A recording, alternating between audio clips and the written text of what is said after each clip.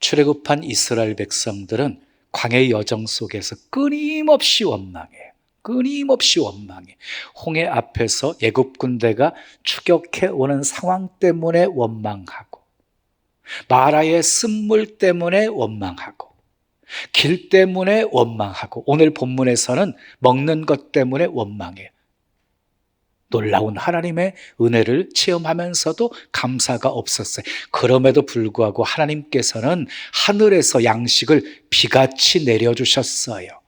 아침에 일어나 보니까 광야 지면에 작고 둥글고 그리고 서리같이 가는 것이 맺혀 있었어요. 처음 보는 것들이었기 때문에 이스라엘 백성들은 서로 얼굴을 쳐다보면서 이것이 무엇이냐, 이것이 무엇이냐라고 물었어요. 그래서 만나라고 이름이 지어진 거예요. 만나는 히브리어로 이것이 무엇이냐 하는 뜻을 갖고 있거든요. 자, 15절에 보면은 모세가 만나에 대해서 이렇게 정의를 내려요. 이는 여호와께서 너희에게 주어 먹게 하신 양식이라. 만나는요, 여호와께서 주어 먹게 하신 양식이에요. 그게 만나예요, 만나. 자, 출애굽기 16장을 보면 만나에 대해서 자세하게 소개되어 있거든요. 우리 살펴보면서 만나에 대해서 말씀드릴게요. 첫 번째, 왜 만나를 먹이셨습니까? 4절 말씀 함께 읽어요. 시작. 그때에 여호와께서 모세에게 이르시되 보라, 내가 너희를 위하여 하늘에서 양식을 비같이 내리리니 백성이 나가서 일용할 것을 날마다 거둘 것이라. 이같이 하여 그들이 내 율법을 준행하나 아니하나 내가 시험하리라. 내가 시험하리라. 뭘 시험하겠다는 거예요? 율법대로 준행하는지 아니하는지를 시험하시기 위해서 만나를 주셨다는 거예요. 자, 오늘날에도 우리 주님은 양식을 통해서 우리를 시험하십니다. 얼마나 욕심을 부리고 있는지, 하나님이 주신 것 나누며 살고 있는지 우리 믿음을 테스트하십니다. 자, 두 번째, 만나는 어떻게 생겼습니까? 그리고 맛은 어떠했습니까?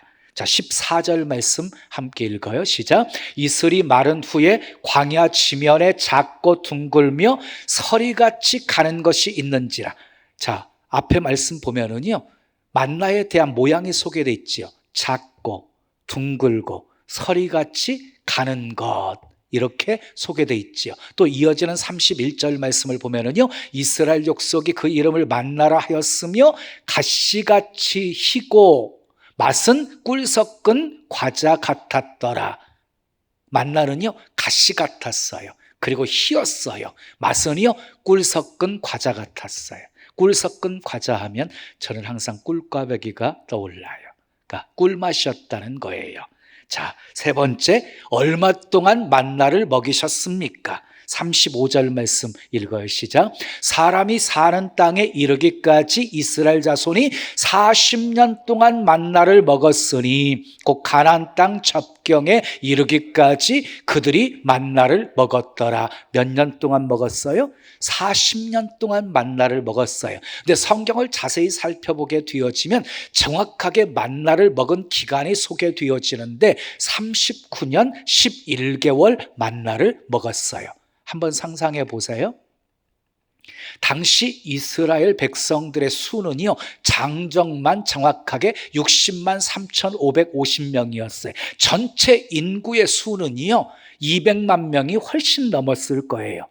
한 사람당 한 오멜씩 만나를 거두게 했어요. 한 오멜은 2.2kg이에요. 2.2kg. 그러면 200만 명이 하루에 먹는 음식의 양은 자그만치 4,400톤이에요. 4,400톤. 여러분, 10톤 대형 트럭, 1톤 트럭 말고요, 10톤 대형 트럭으로 440대분이에요. 좀 놀라봐요. 그런데 안식일 날은 이틀분을 거두었어요. 그러니까 8,800톤, 10톤 가는 대형 트레일러에 자그만치 880대 분. 그러니까 어마어마한 양식을 하나님께서 하늘에서 비같이 내려주신 거예요. 몇 년 동안? 40년 동안. 한마디로 말해서 기적 같은 일이었지요. 자, 네 번째. 만나가 언제 그쳤습니까? 만나가 언제 그쳤어요? 여호수아 5장 12절에 또 그 땅의 소산물을 먹은 다음 날에 만나가 그쳤으니 이스라엘 사람들이 다시는 만나를 얻지 못하였고 그 해에 가나안 땅의 소출을 먹었더라. 그러니까 가나안 땅의 소출을 먹을 때까지 만나는 끊이지 않고 계속 공급되었다는 것이지요. 여러분, 이스라엘 백성들은 광야에서요 사냥 한 번 하지 않았고 농사 한 번 짓지 않았는데 40년 동안 굶어 죽은 사람이 한 명도 없었어요. 세상 사람들은 이런 말을 들으면 코웃음 치지요. 그런데 역사적인 사건이었어요. 하나님은 초자연적인 방법을 통해서 이스라엘 백성들을 먹이신 거예요. 그것도 하루 이틀 그렇게 하신 것이 아니라 40년 동안 계속해서 그렇게 먹이신 것이에요. 세상에 이런 일이 어떻게 가능합니까? 그에 대한 대답이 마태복음 19장 26절에 있어요. 함께 힘있게 읽어요. 시작. 사람으로는 할 수 없으나 하나님으로서는 다 하실 수 있느니라. 아멘. 사람은 할 수 없지요. 근데 하나님은 전능하신 분이시라 다 하실 수 있습니다. 믿으시면 크게 아멘. 다섯 번째, 만나를 왜 하늘에서 내리셨을까요? 땅에서 캐서 먹게 하지 않으시고 막 샘에서 솟아나게 하셔서 먹게 하신 것이 아니라 하늘에서 비같이 내려주셨는데 왜 그렇게 하셨을까요? 본문 12절에 이유가 있어요. 함께 읽어요. 시작. 너희가 해질 때에는 고기를 먹고 아침에는 떡으로 배부르리니 내가 여호와 너희의 하나님인 줄 알리라 하라 하시니라. 이게 무슨 말이에요? 출애굽한 이스라엘 백성들은 하나님을 잘 알고 있지 못했어요. 왜냐하면 애굽에서 400년 동안 종살이하면서 애굽의 문화에 젖어 있었기 때문이었어요. 그래서 하나님께서 하늘에서 양식을 비같이 내리셔서 하나님이 어떤 분이신지를 알게 해 주시려고 만나를 주셨다는 거예요. 자, 오늘은 만나가 주는 교훈, 만나가 주는 교훈 세 가지 살펴보면서 함께 은혜를 나누려고 합니다. 자, 첫 번째 따라하겠어요. 부지런히 살라는 교훈입니다. 예, 부지런히 살라는 교훈이에요. 21절 말씀 함께 읽어요. 시작. 무리가 아침마다 각 사람은 먹을 만큼만 거두었고 햇볕이 뜨겁게 쬐면 그것이 쓰러졌더라. 만나는요 아침에 내렸어요. 아침이 지나가고 나면 햇볕이 쨍쨍 내려 쬐이면 만나들은 다 사라졌어요. 그러니까 이스라엘 백성들이 하루의 양식을 얻으려면 새벽같이 일어나서 준비해야 됐던 거예요. 그래서 백성들은요 부지런할 수밖에 없었던 것이에요. 여러분, 하늘에서 만나를 내려주시는 분은 누구십니까? 하나님이시지요. 근데 그것을 모아다가 요리해서 먹는 것은 누구의 몫이에요? 우리의 사람의 몫인 것이지요.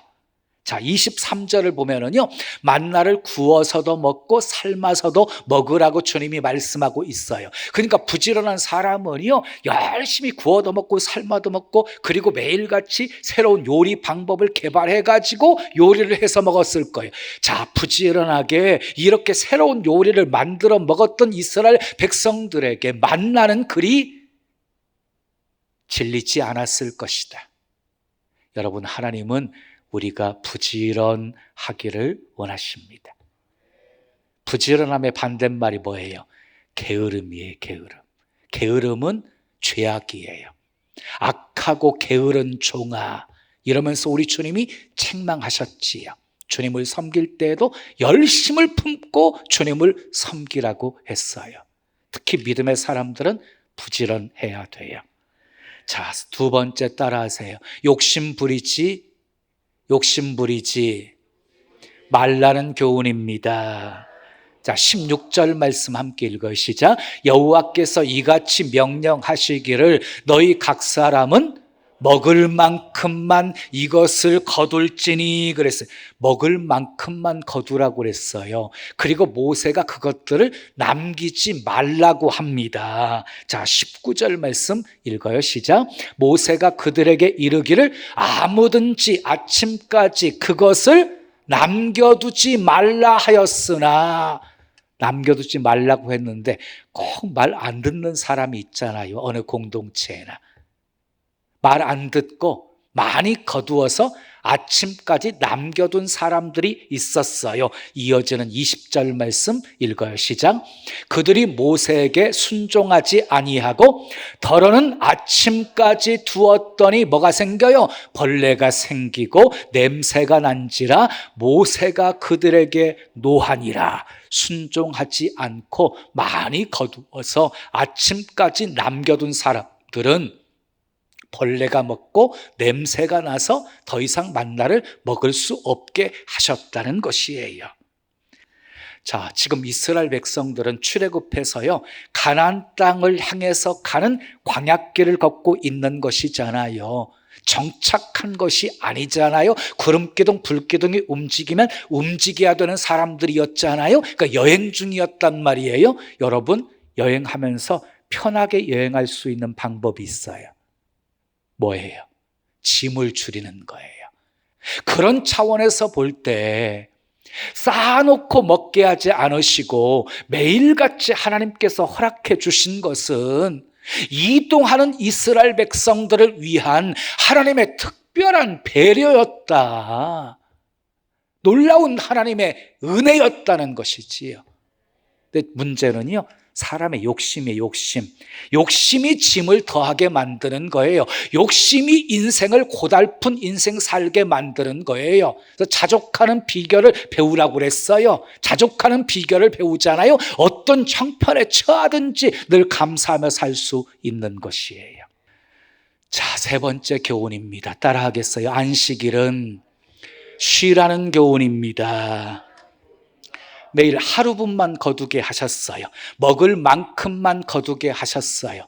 남겨놓으면 그것이 썩어버리게 되어지고 냄새가 나고 벌레가 생기게 만들어 버리셨어요. 그런데 놀랍게요, 안식일 전날에는 이틀분을 거두게 하셨어요. 갑절의 양식을 거두게 하셨어요. 22절에서 24절까지 말씀 함께 읽어요. 시작. 여섯째 날에는 각 사람이 갑절의 식물 곧 하나에 2오멜씩 거둔지라. 회중의 모든 지도자가 와서 모세에게 알림해 모세가 그들에게 이르되 여호와께서 이같이 말씀하셨느니라. 내일은 휴일이니 여호와께 거룩한 안식일이라. 너희가 구울 것은 굽고 삶을 것은 삶고 그 나머지는 다 너희를 위하여 아침까지 간수하라. 그들이 모세의 명령대로 아침까지 간수하였으나 냄새도 나지 아니하고 벌레도 생기지 아니한지라 그랬어요. 안식일 날 전에는 이틀분을 거두게 했어요. 이스라엘 백성들이 모세의 말에 순종해서 이틀분을 거두었어요. 아침까지 간수했음에도 불구하고 만나가 냄새도 나지 않고 벌레도 생기지 않았어요. 그런데요, 안식일 날 거두러 나간 자가 있었어요. 아무것도 얻지 못했어요. 27절 말씀 읽어요. 시작. 일곱째 날에 백성 중 어떤 사람들이 거두러 나갔다가 얻지 못하니라. 얻지 못한 것뿐만이 아니라 하나님께서 모세를 통해서 그들을 호되게 책망하십니다. 어느 때까지 너희가 내 계명과 내 율법을 지키지 아니하려느냐. 불순종하면 책망을 듣는 거예요. 자, 안식에 대한 개념을 잠깐 생각해 보지요. 하나님께서 여섯째 날 동안 온 우주 만물을 말씀으로 창조하시지요. 그리고 7일째 되는 날 안식하십니다. 이 안식에 대한 개념이 성경에 보면 굉장히 많이 이렇게 여기저기에서 소개되고 있지요. 10계명 중에서 4계명은 뭐예요? 안식일을 거룩히 지키라는 것이에요. 안식일을 거룩하게 지켜라. 그러니까 안식일을 지키는 것은 하나님의 부탁이 아니에요. 명령이에요, 명령. 그러니까 선택의 상황이 아니에요. 무조건 순종해야 되는 것이에요. 여러분, 타락한 인간에게 주어진 형벌이 무엇이었어요? 타락한 인간에게 주어진 형벌은요, 노동이에요, 노동. 그 엿새 동안 노동을 하다가 잠시나마 해방이 주어지는 날이 바로 안식일이었어요. 안식일. 자, 그러나 안식일은 단순히 쉬는 날은 아니었습니다.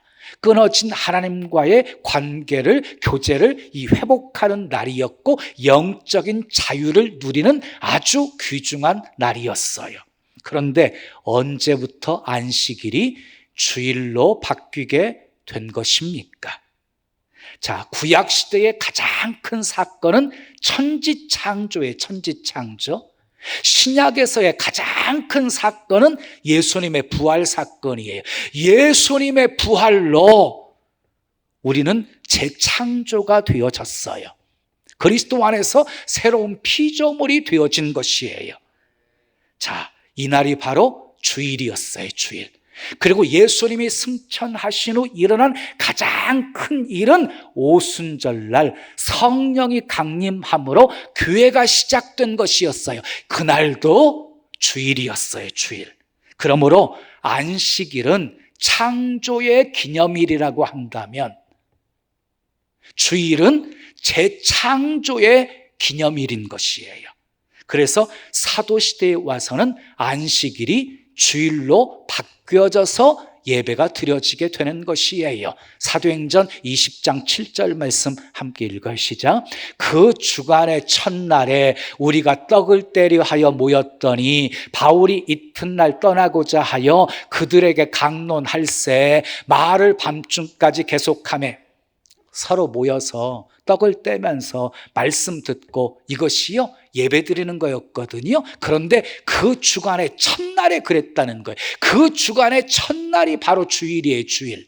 고린도전서 16장 2절 말씀에도 매주 첫날에 너희 각 사람이 수입에 따라 모아두어서 내가 갈 때에 연보를 하지 않게 하라 라고 말하고 있죠. 여기 매주 첫날도 바로 주일을 가리키는 거예요. 그러니까 초대교회 성도들은 주일날 서로 모여가지고 성찬식도 하고 떡을 떼면서 헌금도 드리고 그리고 말씀도 들었다는 이 얘기예요.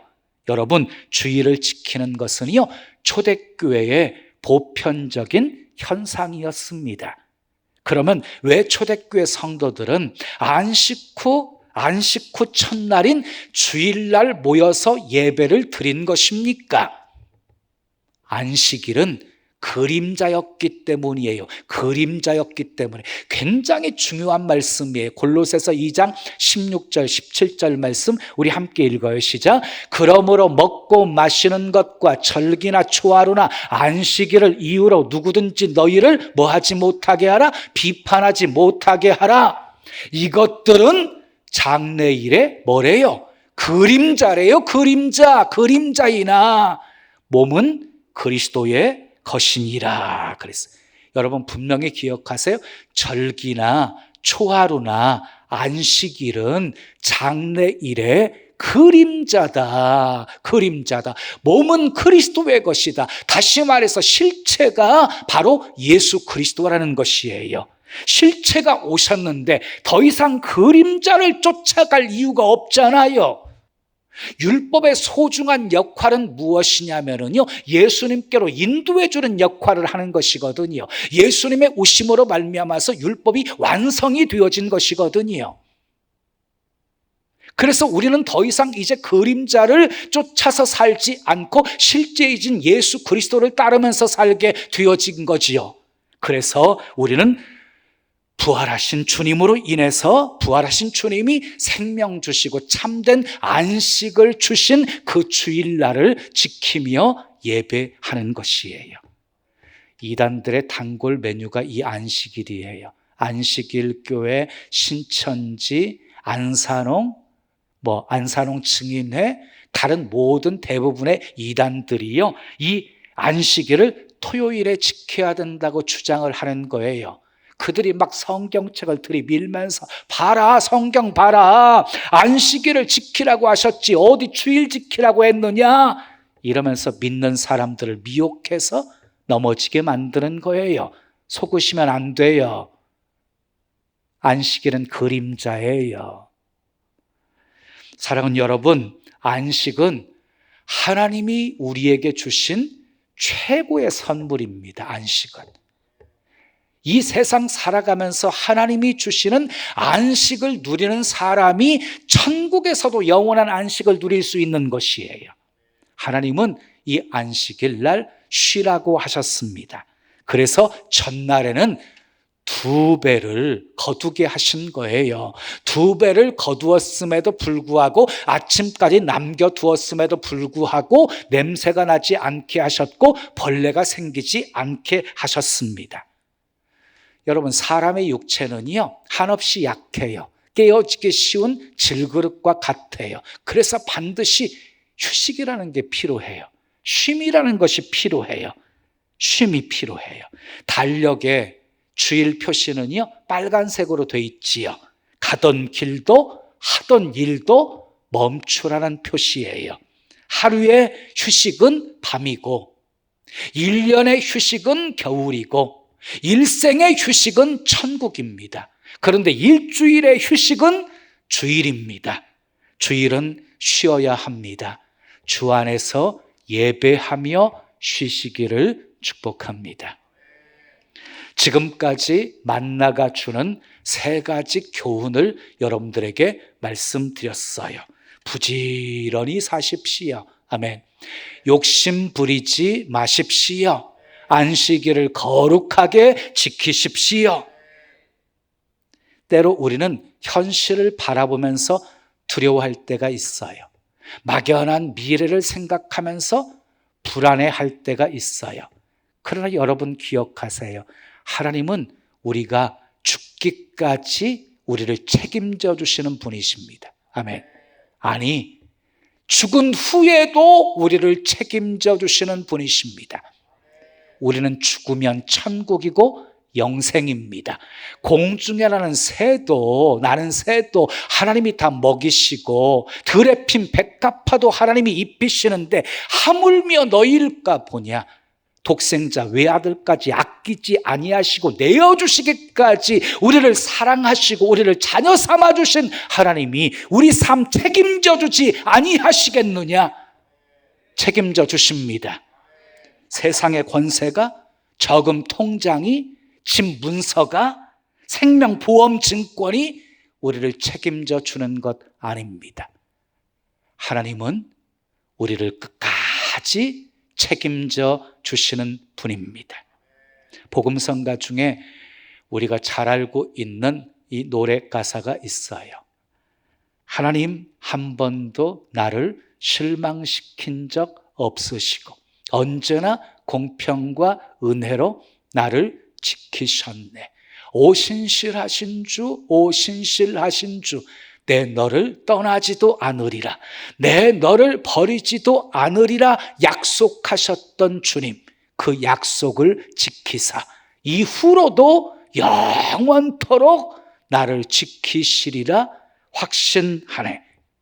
이 노랫말이 우리 입술로만 고백되는 것이 아니라 우리 심령 깊은 곳에서부터 우러나오는 우리의 신앙 고백이 되기를 축복합니다. 그래서 광야 같은 인생길이지만 하나님을 신뢰함으로 그때그때 필요한 것 공급받으며 날마다 승리하며 사시기를 예수님의 이름으로 축원합니다.